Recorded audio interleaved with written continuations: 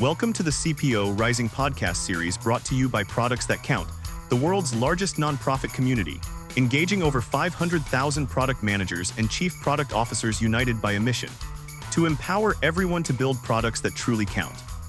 In a world flooded with products, only a few ignite passion, deliver value at scale, and transform lives. Behind those exceptional products are visionary CPOs and high-performing product teams. We recognize these trailblazers through our coveted awards, accelerate careers from PM to the C-suite and beyond through daily best practices, and serve as the trusted advisor to nearly all Fortune 1000 CPOs. Our corporate alliance includes Walmart, Ford, Cisco, Johnson & Johnson, Amplitude, and more. The most admired product leaders across industries serve on our advisory council, guiding the future of product leadership. Together, we're shaping a future where every product counts. Learn more at productsthatcount.org.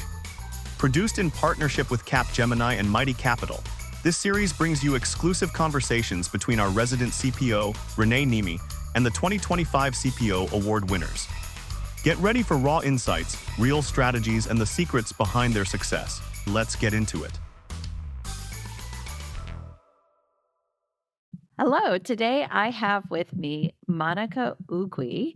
She is the General Manager of Microsoft Cloud for Industries for Microsoft. That may or may not be obvious. Anyways, Monica, it's so great to have you here, and congratulations on being a finalist for the top CPO this year. Thank you so much, Renee. I feel very honored to be in this seat and talking to you today. Awesome, awesome. Well, I am super thrilled to actually dive into your brain and learn everything that you know. Well, at least a subset of it, anyway. But before we do that, why don't we just start with a quick introduction, 2 minutes or less? Tell us a little bit about yourself, your company, your current role, and maybe a teeny bit about how you got into um, uh, this top leadership role in product. Yes. So, as you mentioned, I'm the general manager for manufacturing and mobility engineering teams within Microsoft. That is, I'm responsible for building products and solutions for our customers that are interested in manufacturing and mobility use cases. Um, Before Microsoft, I've had a ton of experience building products for users at planetary scale, but also from zero to one.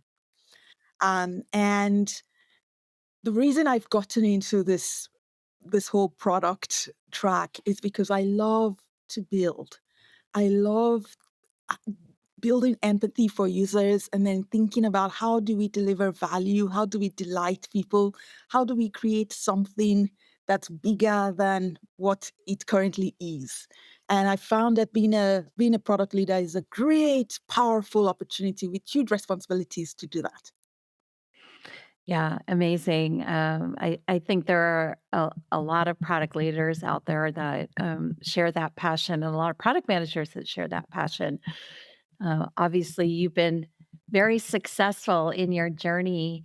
Would love your perspective on how the role has morphed as a top product leader, over the last 10 years or so. What have you seen change in terms of how you spend your day, how you measure yourself and your teams, and really the role of product in the org as, overall?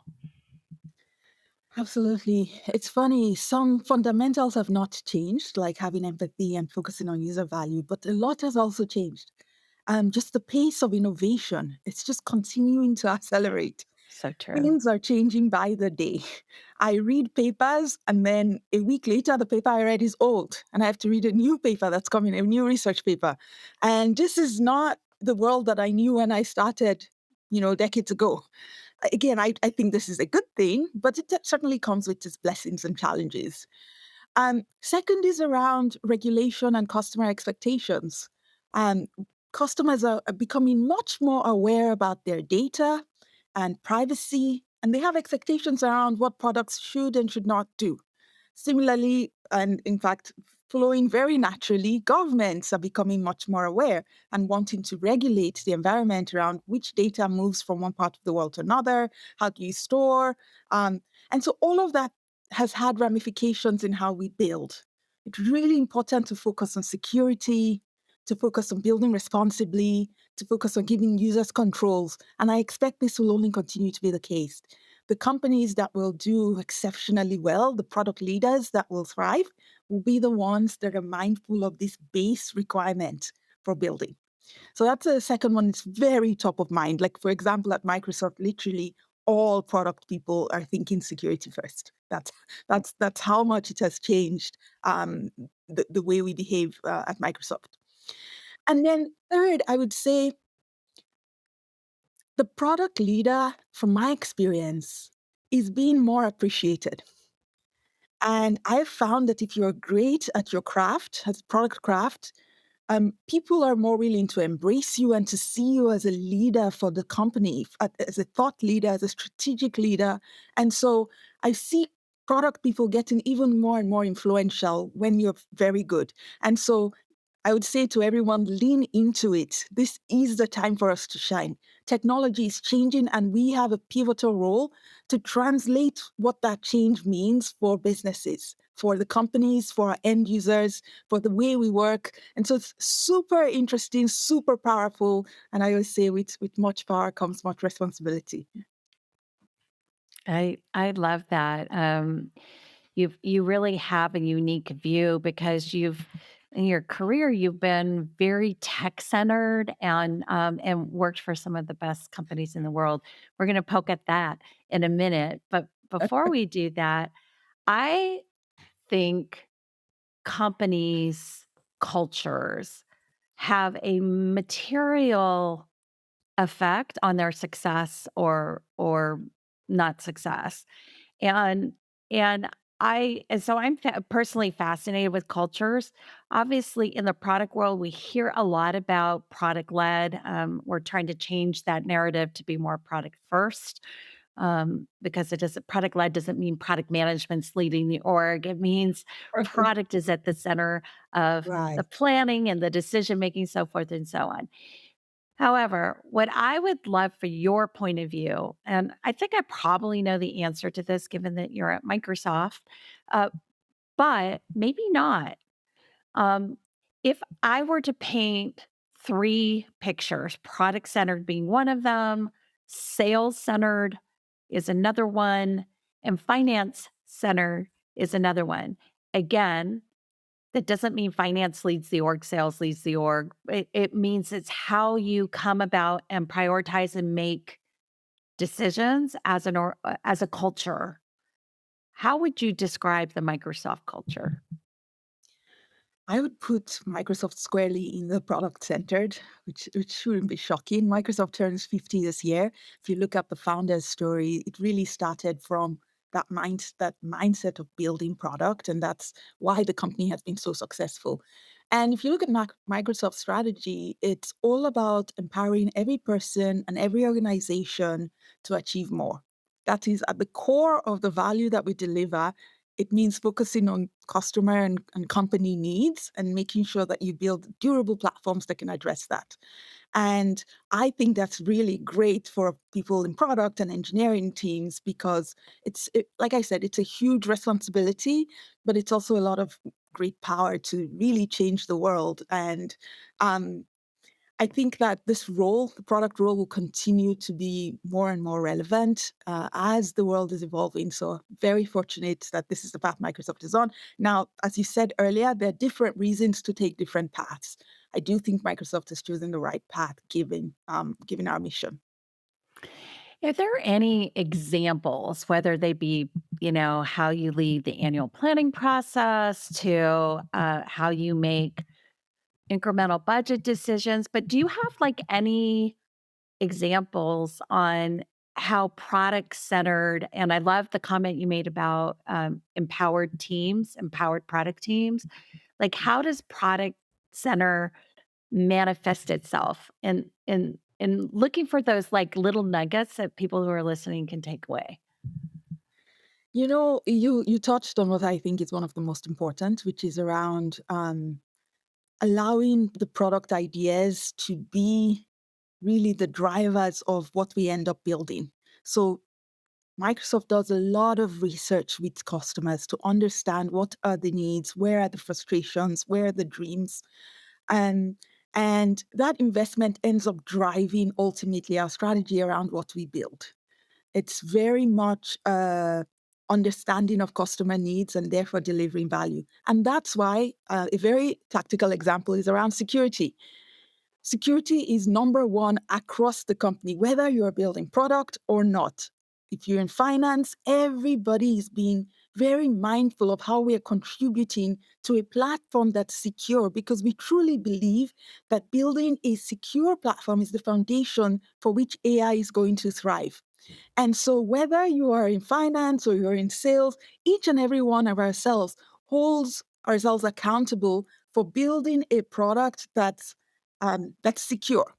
And that's, again, just one example at this given time where it's very clear and tangible to each and every person at Microsoft around what matters. And this shows up in our reviews. Literally every single one of our reviews, the first thing is around how are you contributing to ensuring that secure platform. And that constant reminder in everything we do, you talked about budgeting, in everything we do to say, how does this thing end up helping us make and empower every person and organization to achieve more? How does this allow us to build the products that we believe in? Almost everything runs through that lens at Microsoft. It's not about the stock price or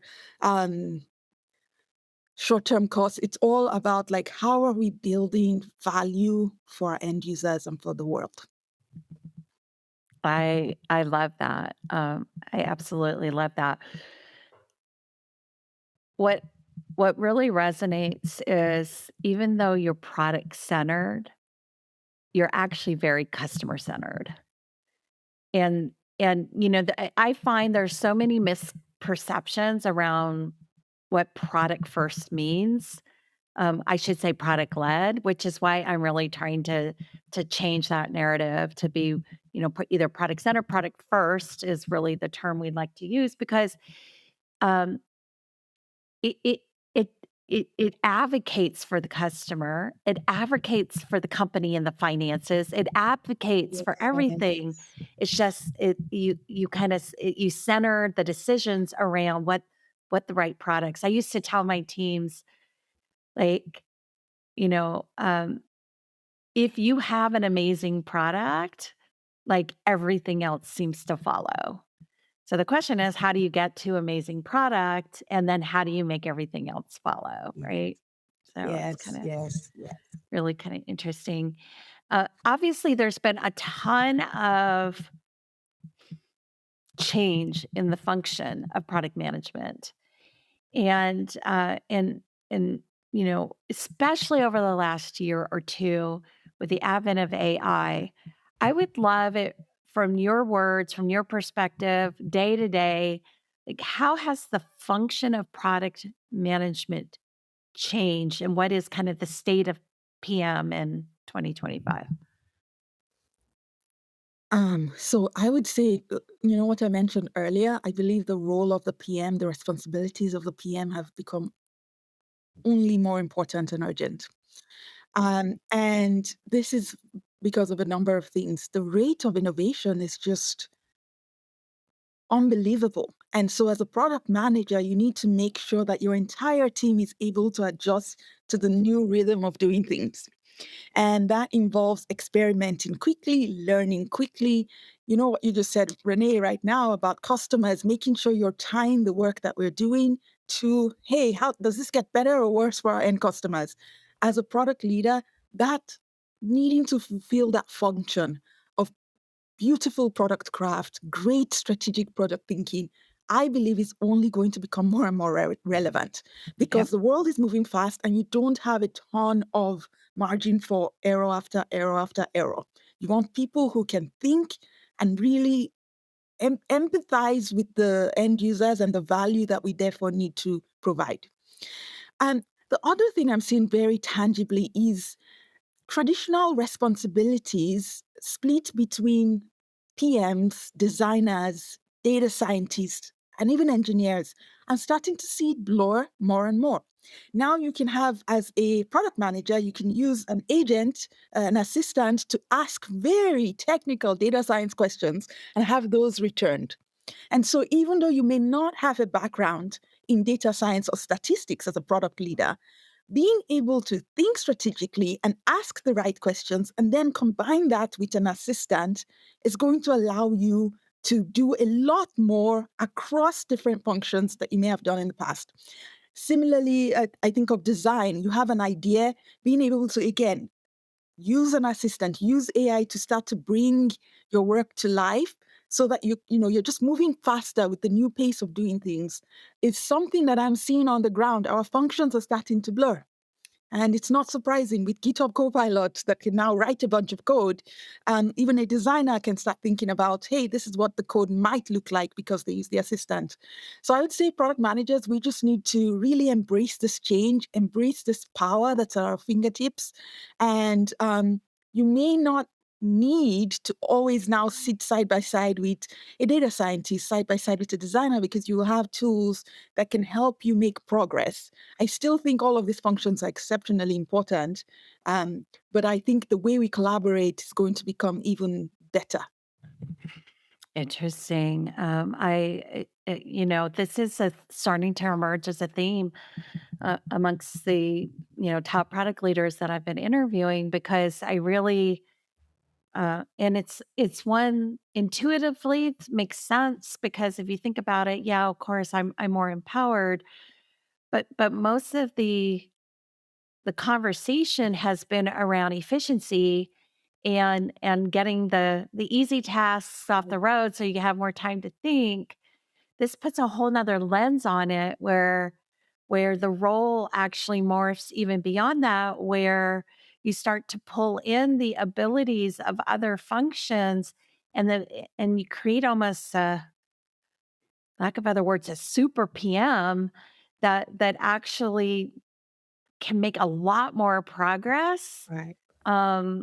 prior to build time than was ever able to be made before. Absolutely. That's the dream, and that's where we're headed. Yeah. Yeah, fascinating. Gosh, I love talking to you guys. I learned so much. Um, kind of along that theme, you said a couple of times now that the rate of innovation is unprecedented. We're certainly seeing that on our side too. Talk to me about how you think about investing in innovation, and let me clarify this a little bit. So traditionally, companies look at a portfolio and they say, okay, I need to allocate certain amount of resources to current products, certain amount of resources to products that are, just extensions of current products or new features. And then there's like this other bucket somewhere, after you've kind of identified all your buckets somewhere of innovation. And I think because of the rate and the pace of, I'm going to say tops down input on AI, like that slice is getting smaller and smaller and harder to allocate. And I would love your perspective. Are you seeing this? Are you feeling this? And if not, why do you think that is the case? And how, like, what are the frameworks that you use to make sure that you keep up with innovation so you don't get blindsided? I'm lucky in a sense that Microsoft is all in understanding the potential before us. And so I actually feel that we are pushed more than ever to lean into this innovation. Um, I do think back to your point around frameworks, a few things guide me despite what's going on in the world. And one is just always, always focus on value creation for your end customers. Is this useful? And is this long term sustainable? So consistently paying attention to that is super helpful for me. And partly because there's also The other side to what's happening is sometimes there's shiny features that you can build that don't have that much value. And you need to be able to say, hey, I shouldn't build this right now, even though it's shiny. I should continue to do the things that add value to end users. So that's a major like cardinal rule. I think learning to ex- experiment quickly, learn fast. Part of the reason why sometimes even I, as a product leader, have told my teams to shut down some, you know, skunk works innovation that's going on is when it's not clear to me that we're learning quickly enough. And so in order for you to earn the right to continue to innovate on the very cutting edge, you need to be able to show that you can try things, learn quickly, and move on. You can fail fast. And so more and more on the teams, we are measuring, we're failing fast, but we're really learning fundamental things that end up driving strategic decisions. And that's how we earn the opportunity to continue to innovate, to continue to make sure we're able to sustain, that piece of the pie around innovation, because it's so crucial, right? That's about the future of your company. It's about the future of your organization.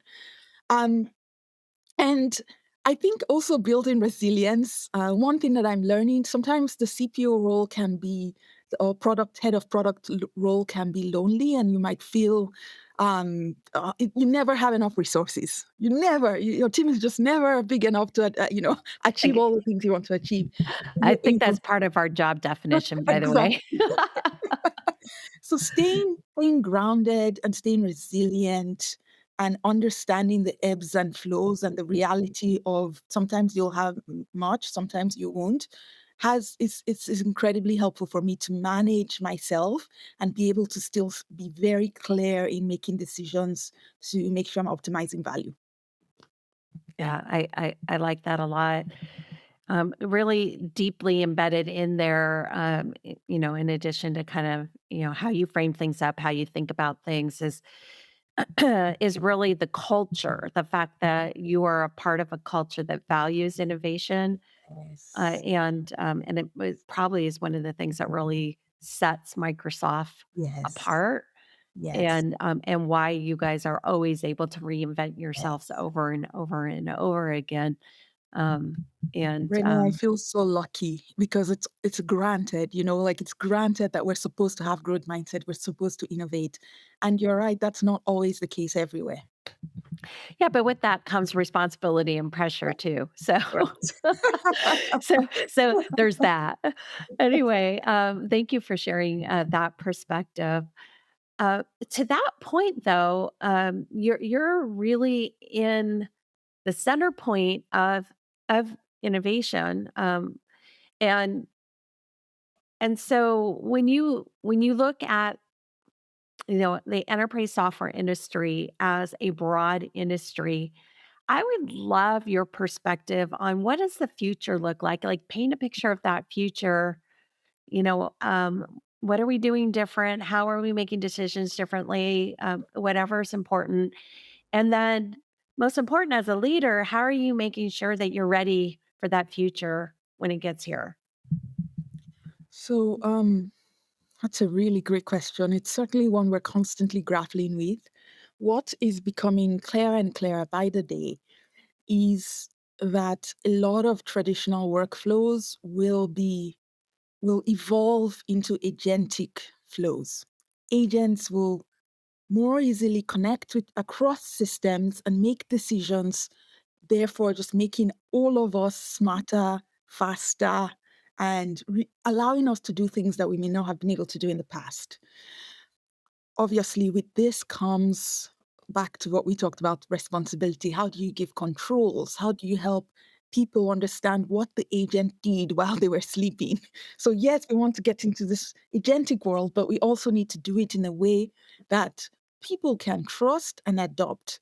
And so we're really moving to that agentic future where agents will be getting a lot of things done, will truly understand our preferences, and will save us the effort of having to be so involved, in some most of our tasks. In fact, I see agents changing the way almost every single thing works in the world. It's going to change the way we end up thinking. And that requires a complete, it's a massive wave coming at us. A lot is going to change. I can't even comprehend all that will change, because when I think I have a good idea, I wake up 2 weeks later and I'm like, actually, I missed this part and that part. And so what I can tell is just there's a huge magnitude of change that's coming. The traditional software as we thought of them will change. Satya has there's a blog out there where Satya talks about this, and that's because agents will start talking to one another, and we may not need to go through all of the workflows that we typically do today. I talked earlier about functions blurring because agents can now talk to one another more easily and can automate things. It also means that we will be able to do things that we may not necessarily have been groomed for or have been educated to do. Like I said, a product manager might be able to ask very, very clear and questions to an AI that then handles the data science magic behind the scenes. And all of this makes me feel excited. But I'll be frank with you, Renee. It can also be tiring, the constant change. And so one of the things that I love about my company, and really all the companies I've worked for that are world class, is about embracing the growth mindset, recognizing that none of us have all the answers, and the, the the job is to keep learning. The job is to keep asking why, how, and talk to your engineers. I actually find that it is a fantastic opportunity to build great relationships with your XFM partners, because you can ask them, how does that work? And most people will light up, right? Many of us are nerds inside. So when you ask us how our thing works, we're excited. And so creating a culture and environment where we are not fighting change. We recognize that things are changing rapidly and we don't have all the answers, but with a growth mindset, with leaning into learning, we will come out on top. We will be successful. I was talking earlier this week, Charles Lamana, who's at Microsoft, is a very senior product leader. And he was talking about how he doesn't know everything and he's constantly reading. And being able to share that to a large audience is important, because that's how you create the culture of learning. And so I see that the companies that will be most successful in the future will be the ones that constantly learn and are not afraid to evolve. And there's lots of temptations along the way, right? If you look at, for example, your portfolio, perhaps the thing that's bringing in revenue today is not going to be the thing that will bring revenue 5 to 10 years from now. How do you manage that transition? And it requires open-mindedness. It requires some appetite for risk and ambition. And being able to manage that as a product leader is going to be exceptionally important for the folks that win, because of this agentic system that's going to, come forward in the next few years. And it's not that far away. Yeah, yeah, absolutely. What would you say to somebody that says that your version of the future is scary? I will say that resonates. I will say that resonates because we've said this so many times in this conversation. With much power comes much responsibility. If you have an exceptionally powerful tool, we need to think and understand that we're dealing with something very powerful, and we therefore need to use it the right ways. We need to help end customers understand and truly trust. And therefore, we need to be able to explain what, for example, an agent did. And you need to be able to give controls so that a customer says, hey, I don't want any agent using any of my personal information. I still want to handle that. And unless we can build that world that's well balanced with those foundational needs, it could become a scary world. I don't think it needs to be. I actually think it's very exciting, but it requires us to be responsible, to take this very seriously, to dream up a world that's better than what exists today. Yeah, I love your authentic answer there.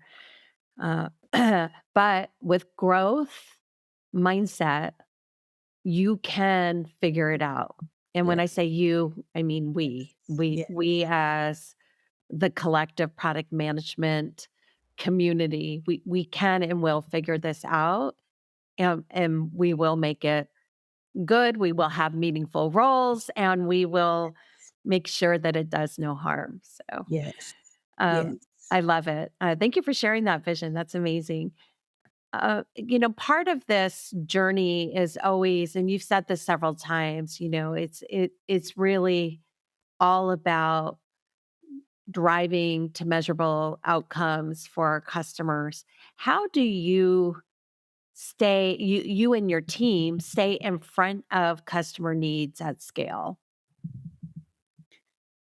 So we do a lot of old school practices, like always be talking to customers. Try your best to dog food your products as much as possible, no matter how senior you are. I've worked in very large companies and I still see the CEOs of those companies filing bug reports. And it's important because that's how you signal to the rest of your org that it is important to meet customer expectation. So I still embrace those old school practices. Talk to customers, dog food, have sessions where your research team is constantly sharing their learnings and make that very accessible, not just to PMs, not just to engineers, to everyone in the company. That's how you start to make people naturally build empathy for end customers. And once you can build that empathy, things just flow. Once you can help someone understand why it is so irritating to wait a full 40 milliseconds before they get an answer, it will help motivate you to make things results to serve results much faster. And so I still do very much, again, talk to customers, get in front of them, get all the yellings. I love the customers that yell because oftentimes the people that yell are the ones that actually care. They care so much that they're impassioned. And so you need to Clearly, embrace them. yeah. And I'm so not sure embrace. anybody loves to be yelled at, but I get your point. Right. Embrace your passionate customers. Listen to them. Again, remember you're listening. It doesn't mean that you must give them what they want, but listen, truly listen, hear what they're saying, and take that into account. And then more modern techniques that I personally use is I follow accounts of important customers. I want to know what's their strategy. What do they consider as amazing? When are they happy? When are they not so happy? Because that again helps me build empathy. So I'm a big fan of lurking and following companies, but also leaders who are in my customer base. And I often learn a lot. I see what their struggles are. Again, it all goes back to building that muscle for empathy, understanding. And ultimately, I think the best product people, you're able to think ahead. If you understand needs, if you see what's happening in the general environment, you can start to anticipate your customers' needs. The more signal you can get, the better. Yeah, I love the point about customer empathy, and it's so true. Have enough information so you actually have that you feel like your customer is your best friend. Like Yes. and you can empathize and you Yeah. care Yeah. and predict their thinking. I think that's a good one. I'd love to shift gears a little bit and get to know you a little bit better. I'm blessed that I have met with you a couple times before and know a little bit about your journey. You've had an amazing career, includes stops at Google, Meta, now Microsoft, kind of the triad of innovation, if you will, and product management. Compare, contrast, like, how has each step in your journey kind of prepared you for your current success and what might come next for you? First of all, Renee, the honor is all mine. I love spending time with you. I love the intellectual conversations we have, always super delightful. Oh, thank you. Um, I'll use your words. I feel really blessed for the journey I've had so far because it has allowed me to learn. Working at Meta, working at Google, working at Microsoft have some similarities. So, for example, when you work in these companies, you're building at scale. And again, some of it is a privilege, right? There are already customers coming to use your thing. So you don't really have to worry about 0 to 1. But there are also challenges, right? When you're building a feature that's going to be released across the world, you need to do that very responsibly. You need to think about the difference in context across the entire world. And those are things that I really benefited from in working in those large places.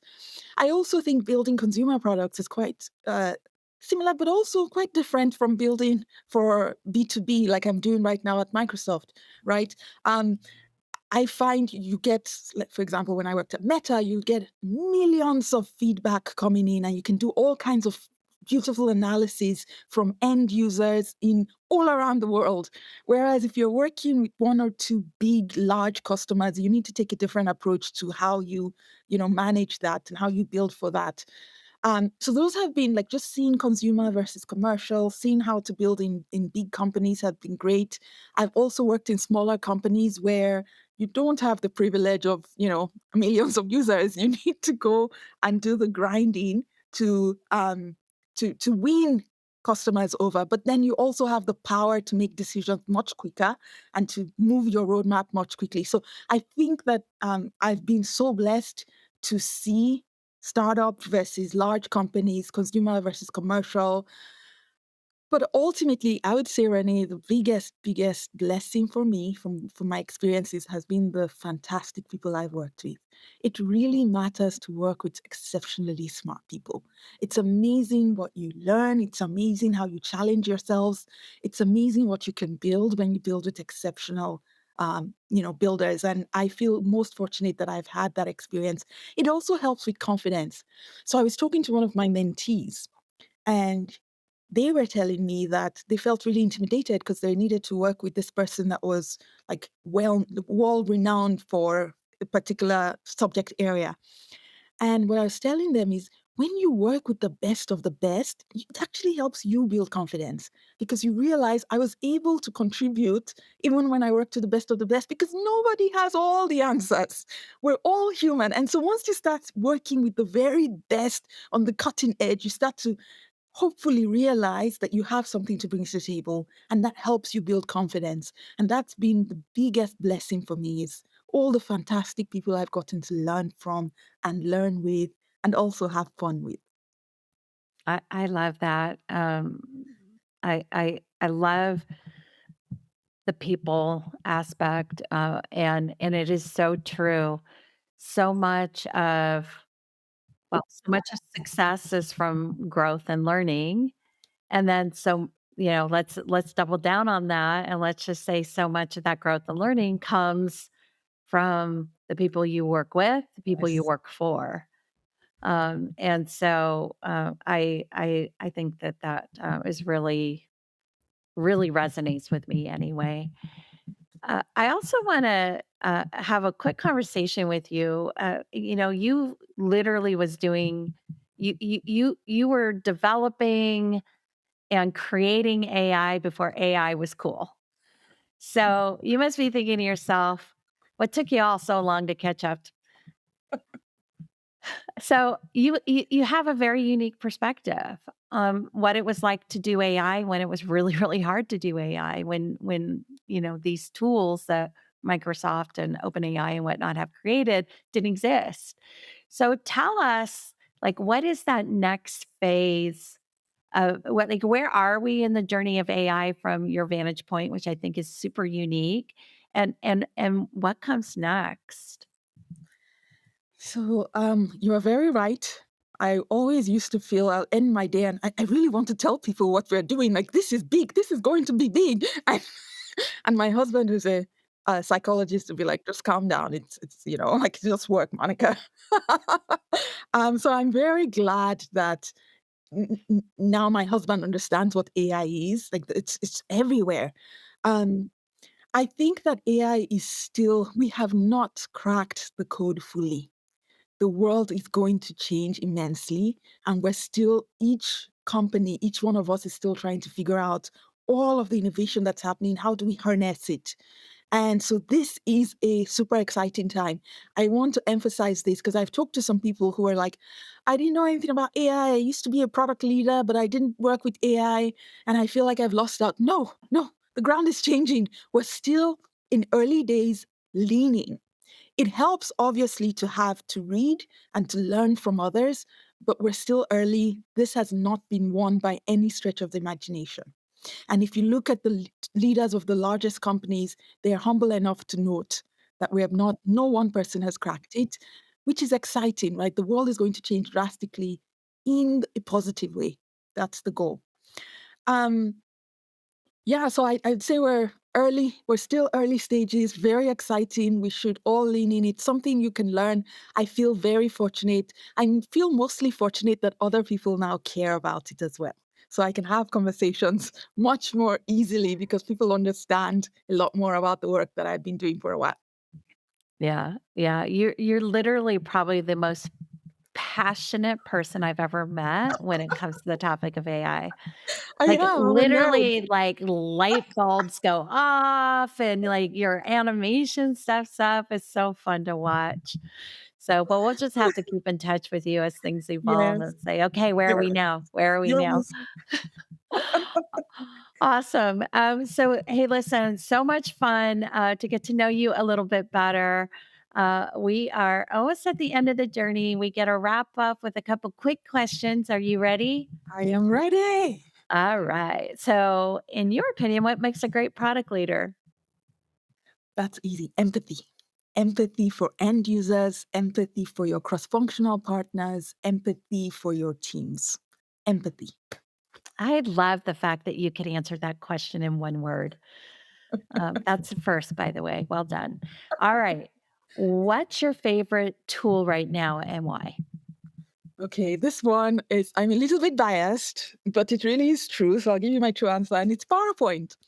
PowerPoint is, Said nobody ever. I'm I sorry. know, I know. But I'm seeing, I used to work at McKinsey. I used to be a consultant. And so I'm very familiar with PowerPoint.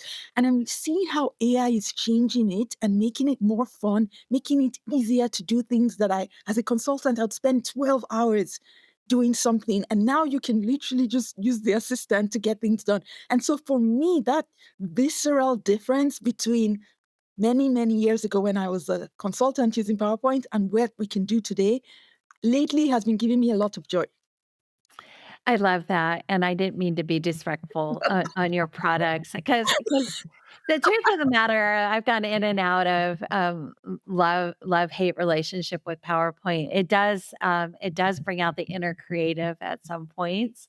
Yes. So, And I mean, don't get me wrong, I've had many tears shed over my PowerPoint slides. So it's not oh all fun dear. and games, but just seeing how much it's improved lately has been, it's just, it makes me feel optimistic. Yeah, I totally get that. All right, next question. What are you reading and why? Ah, I read a lot and I read all kinds of stuff, literally all kinds of stuff. But I'll tell you what I'm reading right now. It's right here on my desk. It's actually my friend's book. My childhood friend wrote a book. Look at how big it is. Wow. It's a book on Nigerian mythology, and it's just fascinating to read it, but also to kind of get into my friend's head. So it's very, very fascinating. It's called The Eden Ruse. The Eden Ruse. The Eden Ruse. All Yeah. right, amazing. Amazing. All right. Who do you follow? Oh my goodness, Renee, I follow everybody. Like I follow artists, I follow Satya, I follow everybody. Why? Because again, it's back to learning, being inspired, opening myself to different ways of thinking. I find like I use social media to inspire myself. If I'm not feeling inspired, then I drop it. And because of that, I follow like literally street artists, box breakers, street dancers. I follow all kinds of people. It helps me feel alive. That's the way I'll Yeah. put it. Yeah. You are definitely a lifelong learner. That is for sure. And I love it. And, maybe that's the key to success. I hope so. I Awesome. hope Well, so. listen, Monica, as always, just love spending time with you. I really, really appreciate how generous you've been with letting me pick your brain, sharing like all of your insights. Just really, really appreciate you. Thank you. The feeling is very mutual, Renee. I love chatting with you. Awesome. This is SC Moadi again, founder and chair of Products That Count. Thank you for listening to this episode. If you like what you heard, be sure to leave us a review on your favorite platform, including Spotify and Apple. And please check out our other resources at productsthatcount.org. They're designed to accelerate your product career and make product the most important function in business. Until soon.